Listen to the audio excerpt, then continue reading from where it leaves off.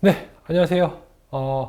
올해 1월에 있었던 매경 테스트를 잘 보신 분들은 아마 이 강의 안 들으시는 분이 더 많으실 텐데, 어쨌든 첫 시험들은 다 진행이 됐고요. 이제 2월 시험입니다. 아마도 저희 매경 테스트들 가운데서 아마 시험간 간격이 제일 긴 회차 중에 하나가 아닐까 싶은데요. 지금 저희가 1월 중순에 지금 강의를 촬영하고 있는데 한 6주 정도 시간이 있습니다. 이 강의 보시고 부지런히 따라 하시면 반드시 2월 말에 있는 시험에는 우수한 성적 거두실 수 있지 않을까 싶습니다.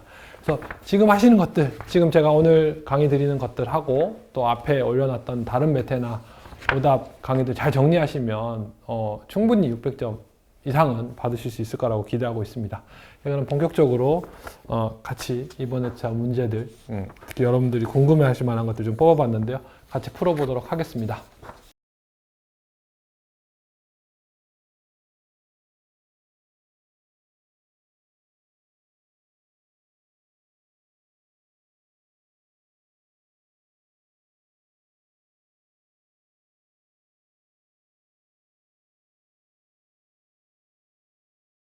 자, 첫 번째 문제는 인플레이션에 관련된 문제입니다. 다음 중 예상치 못한 인플레이션의 영향으로 가장 올바른 것은? 이라고 했습니다.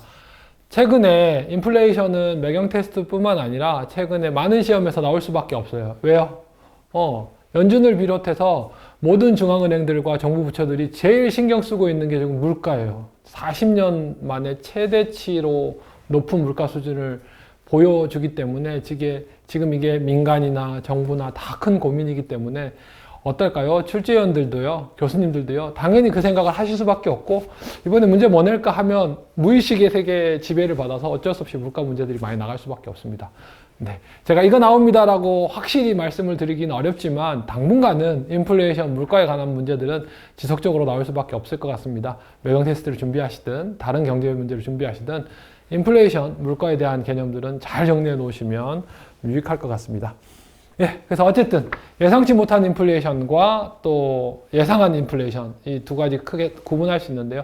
특히 예상치 못한 인플레이션이 발생했을 때 어떤 문제들이 발생할 수 있는지 먼저 좀 살펴보도록 하겠습니다. 1번, 정부로부터 민간으로 구매력이 이전된다 라고 합니다. 이게 무슨 말이지? 라고 하는데, 자, 인플레이션이라는 것은 비교적 어떤 의미를 가지냐면 인플레이션이야 라고 하면 물가가 올랐어요. 그죠? 근데 그 말을 반대로 뒤집으면 어떤 의미를 가지느냐 하면 어떤 의미를 가지죠? 화폐의 가치가 떨어진 거죠. 가령 예를 들면 이런 겁니다. 지금 이 핸드폰이 핸드폰 광고 아닙니다. 저 협찬 안 받았어요. 핸드폰이 100만 원이야 라고 했는데 핸드폰이 200만 원이 됐어 라고 하면 핸드폰 가격이 2배가 됐네. 물가가 2배가 됐네. 라고 할 수도 있지만 반대로 어떻게 되죠? 화폐 가치가 절반으로 떨어졌네. 라고 할 수도 있습니다. 그러면 통상적으로 인플레이션이 발생하면 구매력은 어떻게 되느냐 하면 이런 거죠. 통상적으로 화폐를 발행하는 주체는 누구죠? 대체로 정부입니다. 그렇죠? 그 화폐를 보유하고 있는 주체는 대체로 누구죠? 민간입니다. 그래서 물가가 상승했어? 라고 하면 뭐죠? 민간이, 그러니까 여러분 통장에 나는 그랬으면 좋겠는데 예금 통장에 1억 원이 있어. 우리 집 금고에는 5천만 원이 있어. 라고 했는데 물가가 많이 올랐어요. 그럼 어떻게 되죠? 그 내가 갖고 있던 금융자산들 혹은 실제 현금들의 가치가, 화폐 가치는 떨어졌으니까요. 그만큼 떨어진 거죠. 그러니까 민간의 구매력이 감소합니다. 일반적으로는. 네. 그래서 요거는 그렇게 한번 보시고요. 자, 두 번째, 외환시장에서 자국의 화폐 가치가 상승한다라고 합니다. 자, 다시 인플레이션이라는 건 뭐다? 다시 한번 말씀드립니다. 인플레이션은 뭐죠? 화폐 가치가 하락하는 현상이 인플레이션입니다. 그렇죠? 화폐 가치가 하락하는데, 자, 외환시장이라는 건 뭐죠? 외환 딜러들, 전 세계에서 가장 경제 잘하고 금융 잘하는 사람들이 뭐죠? 각각의 화폐들의 가치를 그때그때 평가하고 거기에서 맞춰진 환율, 즉 화폐의 가치 혹은 화폐 가격에 따라서 교환을 하는 시장입니다. 정말 센시티브하게 움직이는 시장인데 어떤 나라에 인플레이션이 발생했어요? 물가가 상승했어요. 즉 화폐 가치가 떨어졌어요. 라고 하는 말은 뭐죠? 바로 즉시 외환시장에 반영이 될 겁니다. 무슨 말이죠? 그 나라의 화폐 가치는 외환시장에서 그러면 인플레이션이 발생하면 떨어집니다. 그렇죠? 이건 틀린 진술이 될 겁니다. 3번, 채권자로부터 채무자에게 구매력이 이전된다. 네, 이게 이제 전형적인 사실 답이 될 수 있습니다. 그러니까 특히나 예상치 못한 인플레이션일 때 더. 자, 이 얘기는 조금 자세히 설명하도록 하겠습니다. 무슨 말이냐면 이런 거예요. 원래 내가 사과를 좋아하는 사람인데 지금 사과를 사과 하나가 1,000원이야. 그래서 내가 사과 10개의 값어치, 즉 10,000원을 은행에 예금을 했어요. 그리고 1년 뒤에 은행에서 10% 이자를 주기로 했어. 나는 기대하기를 어떻게 기대했냐면 이런 거예요. 나는 기대하기를, 그렇지, 내가 지금 사과를 10개 먹을 수 있는데 이걸 1년 동안 참으면 은행에서 보상으로 한 개 더 붙여줘서 11,000원, 이자가 10% 이자가 붙어서 11,000원이 되겠구나 라고 생각을 한 거예요. 오케이? 자, 그런데 만약에 사과 가격이 20% 상승했어. 그럼 어떻게 되죠? 지금은 1,000원인데 사과가 1년 뒤에 1,200원이 됐어. 그러면 1년 뒤에 내가 원금, 은행에 예금했던 돈 원금 10,000원과 이자 1,000원을 더 받아도 11,000원이 내 호주머니에 있어도 그 돈을 들고 마트에 가서 어떻게 돼요? 사과를 사면 어떻게 돼? 1,200원짜리 사과 몇 개를 사요? 10개도 못 사. 11개는 고사하고. 이 말은 뭐죠? 그러면 바꿔 말하면 채권자, 돈을 빌려준 사람이죠. 채권에 대한 권리를 가지고 있는, 채무에 대한 권리를 갖고 있는 사람 채권자죠. 은행에서는 예금자죠. 은행업에서는. 예금자의 화폐 가치가 그만큼 떨어진 거죠. 인플레이션이. 그쵸? 내가 기대했던 이자는 사과 한 덩어리가 던데 물가가 상승해서 심지어는 뭐죠? 원금보다도 그 수준이 안 되는 거지. 근데 반대로 어떻게 되죠? 채무자. 돈을 빌렸던 사람은 이득을 보는 거죠. 빌려갈 때는 얼마를 빌려갔어요? 사과 10개를 빌려갔어. 갚을 때 원래는 11개를 갚기로 약속을 했는데 실제로는 화폐 가치가 변함에 따라서 10개도 안 되게 9점 몇 개의 사과만 갚으면 되는 거야. 이득을 본 거죠. 그죠? 무슨 말이에요? 채권자의 부가 채무자한테로 이전이 됩니다. 어떤 때 예기치 못한 인플레이션이 발생할 때. 그래서 이게 답입니다. 가장 올바른 답 3번이 되겠죠. 자, 그다음에 4번 임금 노동자 및 연금 생활자의 생계비 부담이 완화된다. 자, 여기서 중요한 건 뭐다? 임금 노동자, 연금 생활자 특징이 뭐예요? 임금 노동자 월급이 정해져 있는 사람이에요. 그죠? 사업하는 분들, 투자하시는 분들은 수익이 그때그때 바뀌어. 근데 임금 노동자는 딱 그냥 계약한 대로 월급 그대로 따박따박 나오는 사람들. 연금 수령자들도 마찬가지죠. 국민연금 받으시는 분들은 특별한 이슈가 없으면 정해진 금액을 항상 같은 금액을 받죠. 항상 같은 금액을 받아? 오케이. 내가 지금 100만 원의 월급을 받았어. 연금을 50만 원을 받았어. 오케이. 지금 사과가 1,000원일 때 100만 원 받고 연금 50만 원 받을 때는 내가 많이 사 먹을 수 있었어, 사과를.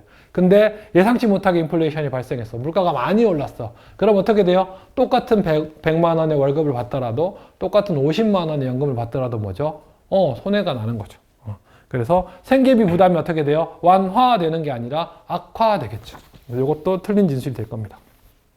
자, 5번. 부동산, 금 등 실물 자산을 보유한 사람들은 손해를 보는 반면에 현금, 정기예금 보유자들은 이익을 본다라고 합니다.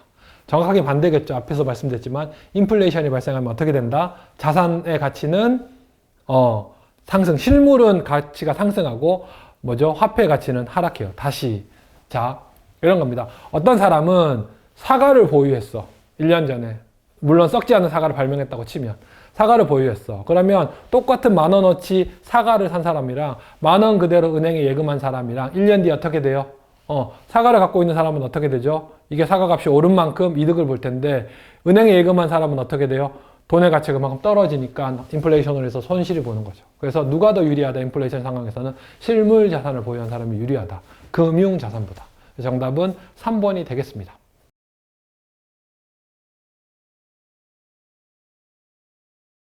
자, 그래서 인플레이션이 발생하면 이게 제일 핵심 개념이겠죠. 뭐죠? 화폐 가치가 하락한다가 핵심 개념입니다. 이걸 기준으로 해서 내용들을 쭉 정리하시면 헷갈리지 않고 많이 푸실 수 있을 겁니다. 조금 더 고급 과정을 원하시는 분들은 매경 테스트 기본서에도 있고 다른 경제교과서에도 많아요. 기대한 인플레이션과 지금처럼 예기치 못한 인플레이션이 조금 더 차이가 나는 또 현상들이 있는데 그것까지 공부하시면 더 좋을 텐데 매경 테스트 수준에서는 이 정도 구분하실 수 있으면 충분히 문제를 푸실 수 있을 겁니다.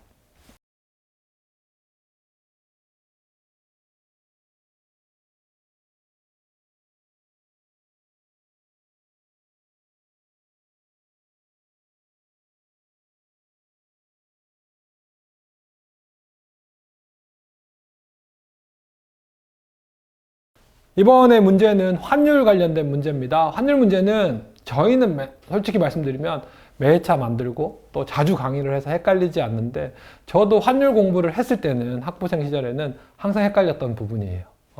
근데 환율이 헷갈리는 이유는 뭐 근본적으로 죄송하지만 우리 한국에 태어나서 영어를 못하는 아픔이 있는 것과 같이, 한국에 태어나서 외환시장에서의 화폐의 기준이 원화가 아니라 달러화기 때문에 아픔이 있습니다. 무슨 말이죠?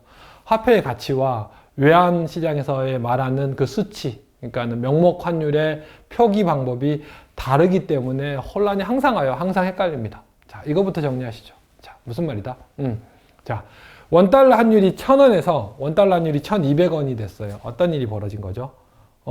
명목 환율은 상승했어요. 그런데 실제로 우리가 쓰고 있는 우리나라 화폐, 원화의 가치는 하락했어요. 그래서 우리나라의 화폐 가치는 하락했는데 환율은 상승했어. 늘 요 생각들을, 우리나라 화폐 가치랑 외환시장에서의 명목 환율 표기가 반대로 움직이는구나 라는 거에 대한 메커니즘을 잊지 않으시고 착각하지 않으시고, 요거 항상 오히려 문제 풀 때 써놓고 시작하시면 오히려 헷갈리시지 않을 겁니다. 그래서 이번 회차의 문제는 어떤 문제냐 하면, 외환시장에서 원달러 환율이 아래와 같이 변화했을 때 예상되는 효과로 가장 올바르게 추론한 것입니다. 아래와 같이가 어떻게 됐냐면, 실제로 최근에 있었던 일이죠. 최근에 원달러 환율이 1,200원에서 1,400원이 됐어요. 환율이 이렇게 표현할 수 있습니다. 명목 환율이 외환시장에서 어떻게 됐어요? 상승했죠. 1,200원에서 1,400원으로 수치가 200이 올랐으니까. 근데 명목 환율 상승했지만 어떻게 돼요? 원화 가치는 하락했어요. 자, 요 개념 그냥 노트에 써놓으세요. 시험지에 써놓으세요. 그러면 안 헷갈려. 오케이? 자, 이렇게 하고 시작을 해봅시다. 그러면 이제 문제를 풀어보면 좀 더 쉽게 해결할 수 있을 겁니다. 자, 원화 가치가 하락했네. 원화가 싸졌네. 그럼 어떤 일이 벌어질까? 자, 첫 번째 선택지입니다. 미국인들이 한국 관광이 증가한다 라고 합니다. 그렇죠? 원달러는 1,200에서 1,300원, 1,400원. 그럼 이게 여러 가지 생각을 해야 되거든요. 1달러를 갖고 온, 10달러를 갖고 온, 10,000달러를 갖고 온 미국인들은 어떨까? 막 이렇게 생각을 해봐야 되는데, 생각할 필요 없어요. 이렇게 하면 쉬워져요. 자, 원화 가치가 하락했어. 미국 사람들 입장에서 어떻게 돼요? 한국 물건이 싸졌어. 오케이. 그러니까 어떻게 되죠? 관광객이 늘어나겠죠. 그래서 공교롭게도 일본이 답이네요. 자, 두 번째. 미국산, 그래도 일본이 답이라도 여러분 어떻게 되죠? 혹시 내가 틀렸을 수 있으니까 나머지 선택지들도 체크해 보셔야 되겠죠. 자, 2번. 미국산 수입품 가격이 하락한다. 자, 원화 가치가 하락했어요. 한국 물건 어떻게 돼요? 싸졌어요. 대신 미국 물건 어떻게 됐어요? 비싸졌어요. 그러니까 미국산 수입품의 가격은 상승하겠죠. 다시 아이폰 가격이 원달러 환율이 1,000원일 때 똑같이 아이폰은 변하지 않았어. 아이폰 가격은 1,000달러야. 오케이? 자, 그러면 아이폰이 1,000달러, 원달러 환율이 1,200원일 때는 어떻게 돼요? 아이폰 가격은 한국에서는 1,000달러인 아이폰은 어떻게 돼요? 120만 원이 되는 거죠. 근데 환율이 1,400원일 때는 아이폰 가격이 어떻게 돼요? 똑같이 1,000달러지만 140만 원이 되는 겁니다. 그렇죠? 그래서 미국산 수입품 가격이 어떻게 된다? 상승한다. 자, 최근에 뭐 여기 지금 운전하고 계신 분들도 많겠지만 대학생분들은 아직까지는 운전을 많이 안 하실 테니까 조금 체감이 안 되실 수도 있는데, 최근에 기름값 많이 올랐어요. 그죠? 경유값 더 많이 올랐고, 그죠? 그랬는데, 물론 기름값이 많이 오른 이유는 뭐가 있어요? 우크라이나랑 러시아 전쟁 때문에 유가가 오른 것도 있지만, 또 뭐가 있어요? 환율 영향도 크다. 원달러는. 우리 기름을 달러를 주고 사잖아. 그래서 뭐 똑같이 10,000달러를 주고 기름을 수입해와도 원화로 환산하면 더 비싸지기 때문에 그렇다. 그러니까 수입품 가격은 상승하게 되죠. 하락이 아니라. 자, 세 번째. 해외 직구족의 미국 상품 구매 증가. 자, 원화 가치 떨어졌어요. 원화 가치 떨어졌어요. 그렇죠? 상대적으로 뭐죠? 달러와 가치는 상승했어요. 미국 물건이 비싸졌다고. 그럼 해외 직구족은 어떻게 돼요? 똑같이 아마존에서 뭐죠? 아마존에서 예쁜 셔츠를 봤어. 컬러 셔츠를 봤어. 똑같이 뭐죠? 100불이었는데 1200원 할 때 100불하고 1400원 할 때 100불하고 다르죠, 가격이. 그러니까 어떻게 되죠? 직구 덜하지. 그죠? 구매가 감소할 겁니다. 그렇죠? 얘도 틀린 진술이고요. 4번, 미국 시장에서 한국산 제품의 가격 경쟁력이 약화된다. 입니다. 자, 요것도 이제 이런 거죠. 자, 반대로 삼성 핸드폰을 이제 $1 환율이 1200원일 때 수출을 해요. 자, 예를 들어 그래서 1000불에 수출을 했어요. 그럼 뭐 이게 얼마죠? 1000불에 수출하면 120만 원이야. 그쵸? 근데 $1 환율이 1400원이 됐네? 그럼 어떻게 돼요? 1000불에 수출해요. 그럼 얼마예요? 140만 원이야. 그러면, 옆에 있는 저기 애플이랑 경쟁하기 위해서 우리는 10% 싸게 해줄게. 900불에 해줄게. 해도 어떻게 돼요? 괜찮아. 900 곱하기 1400 하면 어떻게 돼요? 제가 요건 저희 자막으로 계산해서 넣겠습니다. 아마, 126만 원쯤 될 텐데요. 그거는 제가 다시 한번 계산해서 할 텐데, 전부 다 실제로는 더 높은 금액을 받게 되는 셈이 되는 거죠. 환율 효과 때문에. 그렇죠? 그래서 뭐다? 더 저렴하게 해외 시장에서 그 나라 화폐 가치로 물건을 팔 수 있어요. 화폐 단위로. $1000 예전에는 팔았어야 되는데 1200불 할 때는, 근데 1400불 할 때는 900달러에 팔 수도 있다. 그러니까 뭐죠? 해외 시장에서의 경쟁력이 상승하게 된다. 그 다음에 5번, 미국의 유학생 자녀를 둔 부모의 생활비 송금 부담이 어떻게 될까요? 감소하는 게 아니라 뭐죠? 감소하는 게 아니라 증가하겠죠. 야, 1000불 보내줄게. 옛날엔 120만 원이었어. 그 친구가 똑같이 1000불, 아버님 감사합니다. 그러고 햄버거 사 먹고 했던 1000불, 똑같은 그 친구는 똑같이 1000불인데 집에서 부모님 보낼 때는 어떻게 돼요? 예전에 1000불 보낼 때는 120만 원이었는데 이제는 뭐죠? 140만 원을 보내야 된다는 거죠.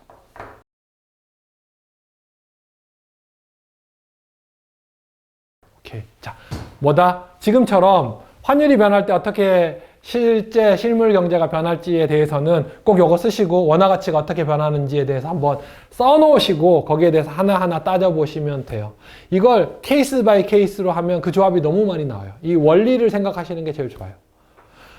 저는 추천해 드리는 게 조금 경제학 공부하는 데는 정확하게 맞지는 않지만 꼭 필요한 부분인 것 같습니다. 환율이 원화 가치가 지금처럼 명목 환율이 상승하고 원화 가치가 하락하는 케이스로 각각이 어떻게 되는지를 하나 외워두시면 나머지는 응용하시면 돼요. 그러면 명목 환율이 하락했을 때, 즉 원화 가치가 상승했을 때는 어떻게 되지를 자연스럽게 유추하실 수 있게 될 겁니다. 그래서 환율 문제 헷갈리셔서 많이들 틀리시고 일반적으로 정답률이 높지 않은데 이거 꼭 기억하셔서 다음 회차 6월에는 나올지는 잘 모르겠으나 2월이든 3월이든 문제가 출제되면 꼭 정답 맞추시기 바랍니다.